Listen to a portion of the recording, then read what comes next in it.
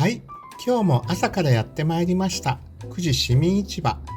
土曜日はお昼ご飯や晩ご飯のおかずを買いによく来るようになりました。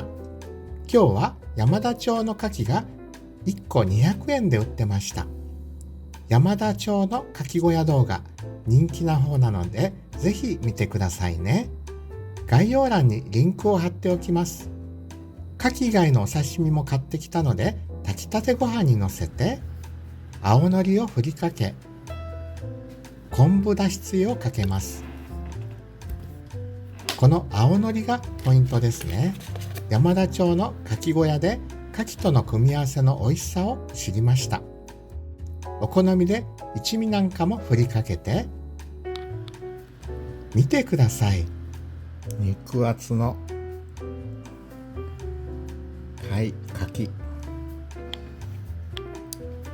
でホタテ、マグロ、そしてサーモン、美味しそうですね。ズッキーニの味噌汁。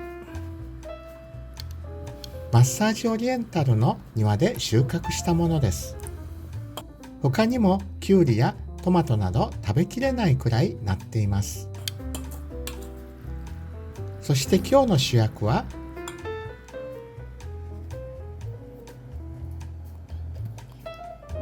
なんと牡蠣の殻についたフジツボが生きてます。富士山のような形をしていることからフジツボと名前がつきました。面白いですね。ニョロニョロ満脚と呼ばれる足が動いています。この満脚で餌のプランクトンを捕獲して取り込むんですよね。見ていて飽きません。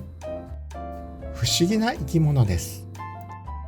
こんな小さな体の中に口や胃袋、直腸、肛門、生殖器など全部揃っているのですね。ちょっと触ってみましょう。殻の中に閉じました。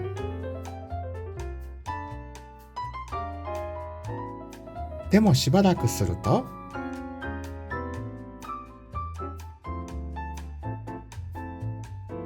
またむくむくっと出てきました。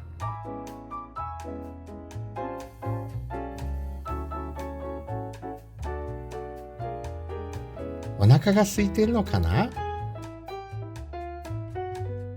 でもこのフジツボ、実はエビやカニと同じ甲殻類の仲間らしいのですよね。牡蠣の殻の中に入っていた海水を垂らしてみます。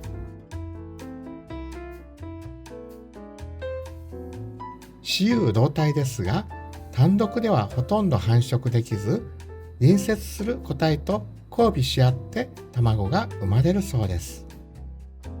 孵化すると赤ちゃんは自由に泳ぎ回ってプランクトンを食べながら成長し、やがてこのように貝の殻やクジラの皮膚、岩場やはたまた船の底などにもくっついて定住生活をするのですよね。